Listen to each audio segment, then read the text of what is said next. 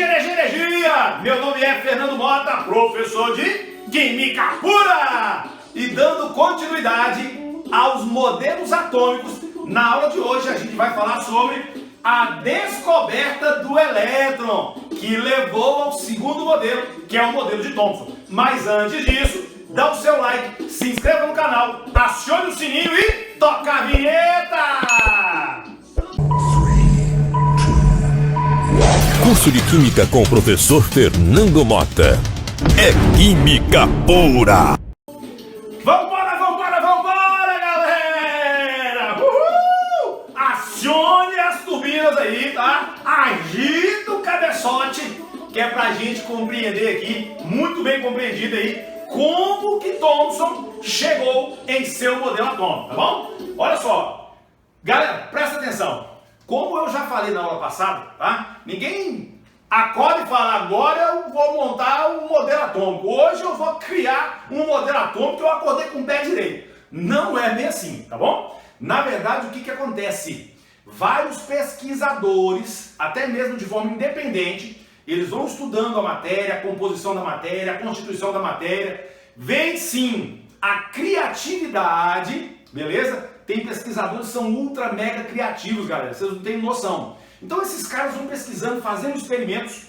Aí um cara faz um experimento, o outro pesquisador lê o artigo desse cara, lê a matéria dele e fala, peraí, tive uma ideia. E se eu alterar isso? Aí o cara vai lá e faz um experimento. Ou seja, várias pessoas vão corroborando para a criação de algo. Quando Thomson, tá? Segundo modelo atômico, é o modelo de Thomson. Para Thomson ter chegado no modelo atômico dele, vários outros pesquisadores vieram já com várias realizações de pesquisas, tá bom? Deixaram seus conhecimentos a ponto de Thomson pegar aquilo ali tudo e falar, opa, já sei, o átomo é assim, tá bom? Quais foram esses experimentos que ajudaram Thomson na criação do seu modelo atômico? Então veja bem, século V a.C., tá? Nós já vamos ter aqui o quê? A eletrização por atrito, por Tales de Mileto. Vocês conhecem muito bem essa experiênciazinha, né? De pegar uma caneta, por exemplo, e passar no cabelo. Não é o meu caso, tá bom? Mas você pode pegar uma caneta, por exemplo, e passar uma flanelazinha. O que acontece? Faz isso aí na sua casa, pode fazer isso aí. Pega uma caneta, esfrega aí no cabelo seu, beleza? De preferência se o cabelo estiver sujo, tá? Ou então uma flanelazinha, ok? E aí, você vai picotar uns papeizinhos bem pequenininhos e você vai encostar essa caneta perto desse papelzinho. Vocês vão perceber que esse papelzinho ele vai ser atraído, porque ocorreu aqui um processo de eletrização. Olha só, nós estamos falando de um processo de eletrização, mas as pessoas não sabiam nada sobre elétrons. Eles não sabiam sobre a composição, tá, do elétron, sobre essas partículas subatômicas, mas já evidenciavam, né, que existiria alguma coisa, pelo fato desses fenômenos existirem. Só que o modelo de Dalton não conseguia explicar nada disso. Por isso que surge um novo modelo, que é o modelo de Thomson. Aí, século XVIII, existência de cargas elétricas positivas e negativas por Benjamin Franklin. Então, Benjamin Franklin ele conseguiu fazer experimentos em que, existem cargas positivas e negativas. Eles tinham essa ideia, mas não sabiam na real como que seria isso. Poxa, deve ter alguma coisa atraindo a outra ali, então deve ser cargas com sinais contrários, mas nada de concreto para provar o que era. 1800, a gente vai ter o quê? A eletrólise da água. Pegaram a água, deram uma descarga elétrica sobre a água e conseguiram produzir gás hidrogênio e gás oxigênio. Quem foi que fez isso? O William Nicholson e Anthony Cass-Linsley. Então isso aqui em 1800. Aí, meus queridos, 1875 aparece os Todd.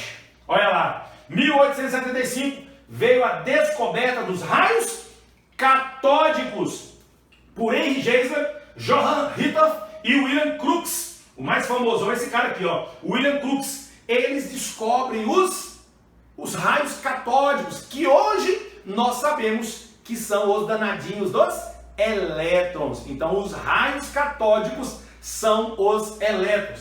Deixa eu tomar uma água aqui, que falou em água, deixa eu beber uma água. Agora veja bem, como que foi esses experimentos aí realizados por Crookes? Olha só, esses tubos que vocês estão vendo aí são conhecidos como tubos de Geisler ou ampola de Crookes, que foi justamente os tubos que deram a fabricação dos tubos de televisão. Foi a partir desse modelo aqui, ó, desses experimentos, tá bom? Olha só que interessante, o que esses caras fizeram? Eu vou fazer com vocês duas coisas. Eu vou explicar esses desenhos lindos, maravilhosos que eu fiz, tá bom? Deu um trabalhozinho para fazer, porque o Motinha aqui é um expert no desenho, mas vai ficar legalzinho. Após eu explicar isso aqui, eu vou passar um vídeo, tá? Eu vou passar um vídeo mostrando aí toda a história aí da descoberta dos raios catódicos, inclusive experimentos feitos em laboratório para vocês visualizarem aí esses raios catódicos. Eu tenho certeza que vocês vão gostar muito desse vídeo que eu vou passar, tá? Que é do projeto Química da Unesp, beleza? Então olha só, o que os caras fizeram? Eles pegaram uma ampola de vidro, um tubo de vidro, tá? Colocaram um gás lá dentro e eletrodos, polo negativo, que é o cátodo, polo positivo, que é o ânodo. Isso aqui é o contrário da pilha. Lá em eletroquímica nós vamos estudar as pilhas e as eletrólises, e aqui é o contrário da pilha, viu? Cátodo aqui negativo, ânodo positivo. Colocaram isso aqui numa fonte, tá? De alta voltagem. E aí o que acontece? Eles foram diminuindo a pressão aqui de dentro. Como o Motinha diminuiu a pressão daí de dentro? Foi retirando os gases. Quase que ficou vácuo, ficou bem restinhos aí de gás, que sobre alta voltagem, alta diferença de potencial, eles perceberam um brilho aqui dentro. Então aqui dentro deu um brilho, tá? Vocês vão perceber isso aí no vídeo que eu vou passar para vocês. Então deu um brilho lá dentro. E isso aconteceu independentemente do tipo de placa. Isso aqui são placas metálicas, tá? Mudou as placas com outros metais, deu o mesmo resultado. Ou seja, independente dos tipos de placas, independentemente também do tipo de gás, o fenômeno aconteceu em todo mundo. Então, ó, o que foi feito? Baixas pressões aqui dentro do tubo, baixas pressões e alta voltagem. Eles perceberam o quê? Que houve condução de eletricidade pelo gás. O gás, escreve isso aí, hashtag OBS, escreva aí, hashtag OBS, menino, que menino, hashtag OBS, escreva aí, gases sob baixas pressões conduzem eletricidade, tá bom? Porque nas condições ambientes aqui, ó, gás não conduz eletricidade, porque se gás conduzisse eletricidade nas condições ambientes aqui, ó, qualquer fiozinho descapelado ali, a gente tá sentindo choque, tomando choque. Então, graças a Deus que os gases nas condições ambientes não conduzem eletricidade. A não ser que seja uma descarga elétrica muito intensa, que é o caso, por exemplo, de raios, né? Mas não é o caso nosso. Beleza. Aí, olha só. Aí, o que eles fizeram? Eles mexeram no tubo de Crookes, mexeram na ampola, né? Crookes mexeu na ampola, e aí eles fizeram o seguinte, tá vendo que tá meio curvado aqui, ó? Eles alteraram o formato aí do tubo, tá? Inclusive alguns chamam esse aqui de tubo de Geisler e esse aqui é chamado como tubo de Crookes, tá? São detalhes. E aí deu uma descarga elétrica, baixas pressões, olha lá, polo negativo, cátodo, polo positivo, ânodo, deu um brilho, ajustou ali a voltagem, até que eles perceberam o quê? Um brilho, uma mancha luminosa na parede aqui do tubo, tá? Um brilho na parede do tubo, beleza? Quando vocês virem o vídeo que eu vou rodar, vocês vão encantar, porque tem experiência feita lá dentro do laboratório, tá legal? Ótimo, então pera aí. O que os caras começaram a concluir, né? Que os raios catódicos, né? Eles caminham em linha reta. Existem alguns raios que estão saindo do cátodo e indo direto ao ânodo. Aqui vocês lembram que é cátodo. Cátodo. cátodo. Por isso que os raios foram chamados de raios catódicos. Então, os raios catódicos são raios que saem do cátodo em direção ao ânodo. E esses raios caminham em linha reta. Perfeito. Aí, vamos lá, mexer de novo no tubo, mexer de novo no tubo. O que eles fizeram agora, Motinha? Os caras é muito doidão, velho. Eu pago pau pra esses caras, porque esses caras, eles dão umas viajadas, eles viajam demais. É o que eu tô chamando de criatividade. Eles colocaram, galera, uma espécie de ventoinha lá dentro, tipo um catavento. Colocaram um trenzinho que gira. E o que eles perceberam? Que quando eles ligavam o tubo, dava a descarga, esses raios catódicos fizeram a ventoinha girar. Olha que louco! Deu a descarga elétrica, raio catódico. O que o raio catódico fez com a ventoinha? Fez a ventoinha girar. Ô papai, pera aí. Se a ventoinha girou, é porque esses raios têm massa. E se esses raios têm massa, esses raios são corpúsculos. Os raios catódicos possuem massa. São partículas. Particulinhas. Que a gente chama de partículas subatômicas. Aí, por final, o que eles fizeram? Colocaram um campo magnético, tá? Para interferir aqui no processo. Então eles colocaram um campo magnético. Repare aqui, ó, polo positivo, polo negativo. O que aconteceu?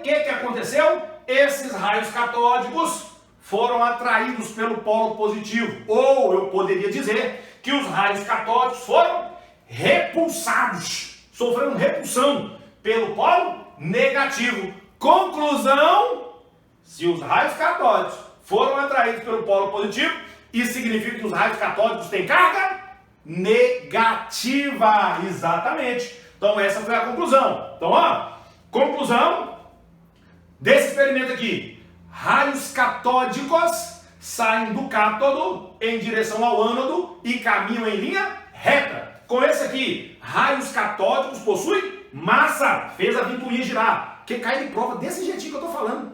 Eles dão o desenho e perguntam sobre a conclusão. E aqui, raios catódicos têm carga negativa. E aí, meus queridos, esses raios catódicos, tá? Esses raios catódicos foram chamados, batizados de elétrons por um carinha chamado Stoney, tá? Stoney. Então, Stoney batizou esses raios catódicos de elétrons. E assim foi descoberto o elétron. Repare bem, quando Thomson for criar, tá? Quando Thomson ele vai criar o modelo dele, ele já sabe da existência dos elétrons. Apesar de que alguns livros vão dizer que Thomson foi o cara que descobriu os elétrons. E não é bem Thomson que descobriu os elétrons. Na verdade, essa galera toda aí, ó, toda, contribuiu para a descoberta dos elétrons, tá bom? E aí a gente vai ver que Thomson faz um experimento em que ele consegue fazer a relação de carga e massa, tá? Uma relação de carga e massa do elétron. Vamos agora então assistir a esse vídeo que vai passar, acho que se eu não me engano dura aí uns 4 minutos de vídeo, tá? Onde vai contar um pouco da história e vai mostrar para vocês alguns experimentos aí com os tubos de Crookes, beleza? Então, toca o vídeo, vambora! No século XIX, inúmeros cientistas pesquisavam o fenômeno de condução de eletricidade nos gases. Em sua grande maioria, as pesquisas envolviam a aplicação de alta tensão em tubos de vidro preenchidos por gases e providos de terminais em suas extremidades, denominados ânodo e cátodo. Por meio de um amperímetro ligado ao experimento, era possível verificar que, dependendo da pressão no tubo, da distância entre os eletrodos, e da diferença de potencial existente entre eles, os gases conduziam corrente elétrica.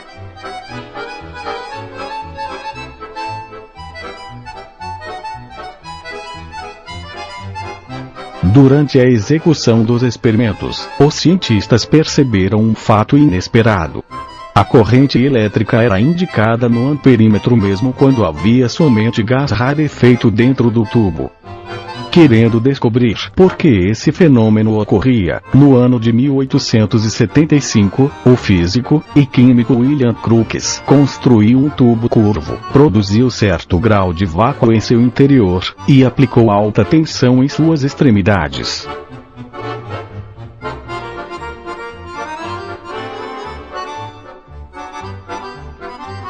Ao fazer isso, ele percebeu que uma determinada região do tubo apresentava uma luminescência esverdeada.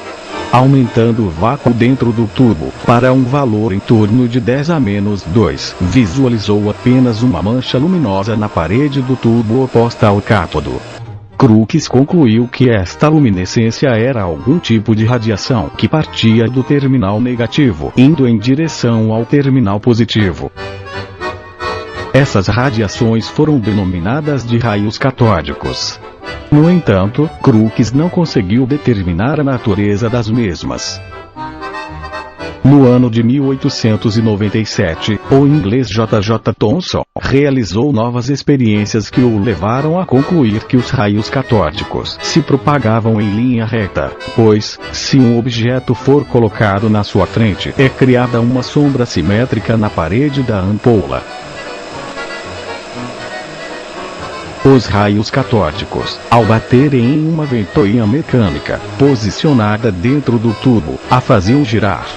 Então possuíam massa, e consequentemente, eram matéria. O feixe de raios catódicos era atraído por um campo elétrico positivo.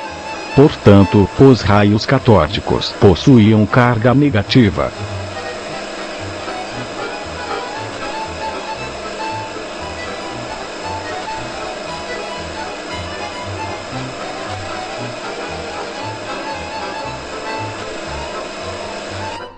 Depois de vários experimentos, J.J. Thomson também conseguiu determinar a relação entre a carga e a massa dessas tais partículas, sendo este valor 1,7 vezes 10⁻⁻11. Thomson é considerado o descobridor do elétron, porque lançou a hipótese de que esses corpúsculos negativos eram partículas subatômicas, estando presentes em todos os átomos, e sendo portanto, constituintes universais de toda a matéria. Diante de sua descoberta, Thomson propôs uma representação do átomo como uma grande esfera positiva, incrustada por pequenas esferas negativas, que seriam os elétrons.